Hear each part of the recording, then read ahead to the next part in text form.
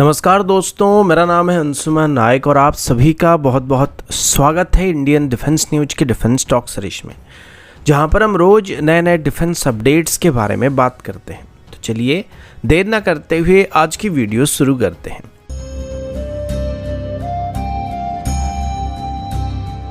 आज की पहली अपडेट प्रेडेटर ड्रोन्स को लेके। रिसेंटली जब हमारे prime minister Narendra Modi ji United state की विजिट पर गए हुए थे, तभी भारत और यूएस के बीच काफ़ी सालों से पेंडिंग पड़े हुए प्रेडेटर ड्रोन की डील को फाइनल करने की बात सामने आई थी, जिसमें पहले 30 ड्रोन को खरीदने का प्लान किया गया था। फिर उसके बाद बजट की इशू होने की वजह से 18 ड्रोन को खरीदने का प्लान किया गया था। लेकिन रिसेंटली हुई मीटिंग के बाद ये खुलकर सामने आया था कि अभी 31 ड्रोन को खरीदने का फैसला किया गया, लेकिन अभी तक इस डील को साइन नहीं किया गया। इस पर आज कुछ अपडेट सामने आया था, जिसमें ये बात बताया जा रहा है कि इस डील को अभी इसी साल के अंदर ही फाइनल कर दिया जाएगा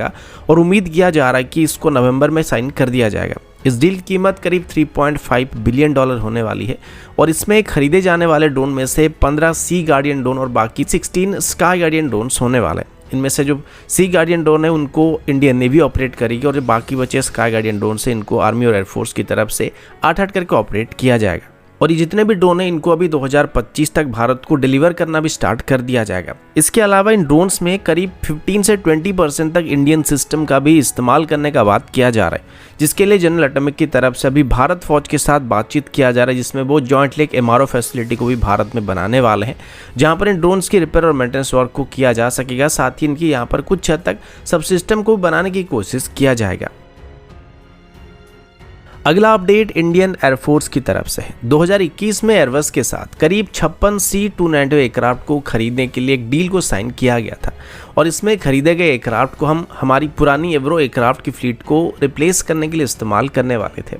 इसमें से पहले 16 एयरक्राफ्ट एयरबस की तरफ से डायरेक्टली भारत को डिलीवर किया जाने वाला था, जिनको स्पेन की फैसिलिटी बनाकर भारत को डिलीवर करना था, और बाकी बचे 40 एयरक्राफ्ट को भारत में टाटा और एयरबस की जॉइंट फैसिलिटी में बनाने का फैसला किया गया था। अभी एयरबस की तरफ से जो एयरक्राफ्ट को भारत को डिलीवर किया जाने वाला है वो जल्दी ही भारत को डिलीवर हो जाएगा और 2026 तक भारत में भी बनाए जाने वाले C-290 एयरक्राफ्ट को भी इंडियन एयरफोर्स को डिलीवर करना शुरू कर दिया जाएगा, जिस वजह से अभी से ही इंडियन एयरफोर्स की तरफ से अपनी 24th इक्विपमेंट डिपो को सेंट्रल स्टॉक होल्डिंग डिपो में कन्वर्ट करने का प्लान किया जा रहा है, जो कि खास करके इंडियन एयरफोर्स की C-290 एयरक्राफ्ट की स्पेयर पार्ट और सर्विस रिलेटेड इक्विपमेंट को होल्ड करने वाली है। अभी इसको लेकर नई वेयरहाउस फैसिलिटी को भी इनॉग्रेट किया गया था और आने वाले 1 महीने तक इसकी अलग अलग इंस्पेक्शन भी होने वाले, जिसके बाद सभी C-290 एयरक्राफ्ट को इंडियन एयरफोर्स को डिलीवर कर दिया जाएगा और इनको इंडियन एयरफोर्स की लगभग 10 अलग अलग एयरबेस में डिप्लॉय किया जाएगा।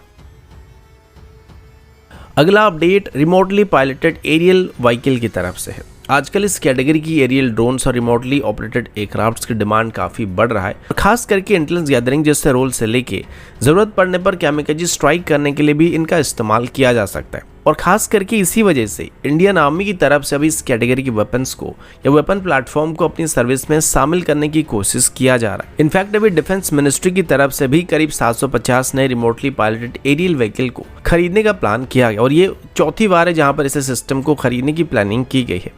इसमें किसी इंडिजिनस सिस्टम को ही सिलेक्ट किया जाने वाला और खास करके इनको आईडेक्स यानी कि innovation for defence excellence channel के अंदर किसी सिस्टम को सिलेक्ट करने का फैसला किया गया। इनको खास करके इंडियन आर्मी की सर्विलेंस और रिकॉनेंस कैपेबिलिटी को बेहतर करने के लिए एक्वायर किया जा रहा है। इन सिस्टम्स में डे नाइट सर्विलेंस कैपेबिलिटी होने वाली है और इसमें 3D इमेज प्रोसेसिंग कैपेबिलिटी भी मौजूद होने वाला है, जिस वजह से इनको रियल टाइम सर्विलेंस के लिए इस्तेमाल किया जा सकता है। इनको अभी खास करके आर्मी की स्पेशल फोर्सेस यूनिट्स के द्वारा भी इस्तेमाल किया जाने वाला है और किसी भी कॉबर्ट ऑपरेशन में इनकी रोल काफी इंपॉर्टेंट होने वाली है, जिससे किसी भी क्विक और शॉर्ट रेंज की सर्विलेंस के लिए इस्तेमाल किया जा सकेगा।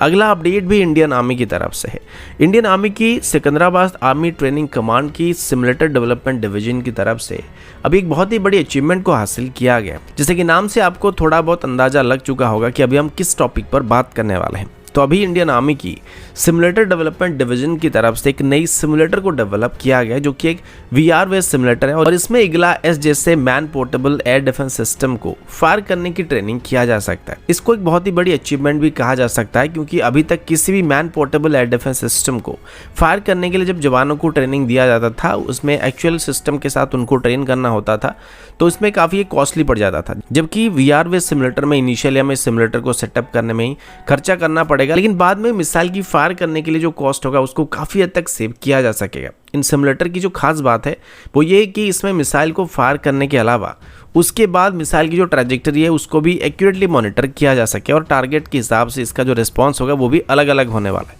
यानी कि हर बार एक ही तरह का आउटपुट हमको वहाँ पे देखने को नहीं मिलेगा, ताकि इसमें ट्रेनिंग लेने वाले जवानों को एक एक्चुअल मिसाइल को फायर करने का एहसास दिया जा सके। इसमें आर्मी के जवान जो है वो ट्रेनिंग के हिसाब से अलग अलग तरह के ट्रेनिंग को भी कर सकते हैं। इसमें जवान चाहे तो गनर या टीम लीडर जैसे किसी रोल को निभा सकता है और अलग अलग तरह की सिनेरियो में इसको ट्रेनिंग किया जा सकता है, जिससे रियल वर्ल्ड कंडीशन में उनकी परफॉर्मेंस को काफ़ी बेहतर भी किया जा सकता है।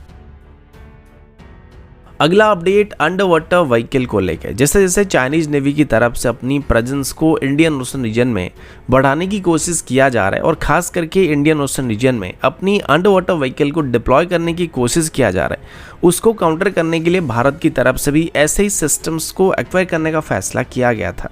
अभी भारत के एक बहुत ही बड़ी शिपयार्ड जीआरएससी की तरफ से बात अनाउंस किया जा रहा है कि उनकी तरफ से अभी इस सेगमेंट में बहुत ही बड़ी उपलब्धि को हासिल किया जा रहा है और जीआरएससी की तरफ से अपनी ऑफिशियल ट्विटर आईडी में ये बात बताया गया है कि उन्होंने अभी एक ऑटोनोमस अंडर वाटर व्हीकल को डेवलप कर लिया गया है और इसी महीने की 28 तारीख को पब्लिकली अपनी इस एवी की मॉडल को डिस्प्ले किया जाएगा। जीआरएससी की तरफ से बात बताया जा रहा है कि एवी हमारी अंडर वाटर सर्वेलेंस कैपेबिलिटी को काफ़ी हद तक बेहतर कर सकता है और इनको एक कॉस्ट इफेक्टिव प्लेटफॉर्म की तरह इस्तेमाल किया जा सकता है। जीआरएससी के मुताबिक जिस तरीके से एरियल सर्वेलेंस कैपेबिलिटी को बेहतर करने के लिए आर्मी और एयरफोर्स की तरफ से भी अनमेन्ड एरियल व्हीकल को डिप्लॉय किया जा रहा है, वैसे ही नेवी की तरफ से भी अपनी अंडर वाटर सर्वेलेंस कैपेबिलिटी को बेहतर करने के लिए ऐसे सिस्टम की जरूरत पड़ने वाली है, जो कि किसी भी कन्वेंशनल सबमर्सिबल सर्वेलेंस प्लेटफॉर्म के मुकाबले एक बहुत ही कॉस्ट इफेक्टिव प्लेटफॉर्म होने वाला है। जीआरएससी के मुताबिक इन एवीज में modern radar, sonars, cutting edge cameras, infrared technology और एडवांस सेंसर्स को इंटीग्रेट किया जा सकता है, जो कि इनको स्टेल्थी ऑपरेशन के लिए एक आइडल प्लेटफॉर्म बना सकते हैं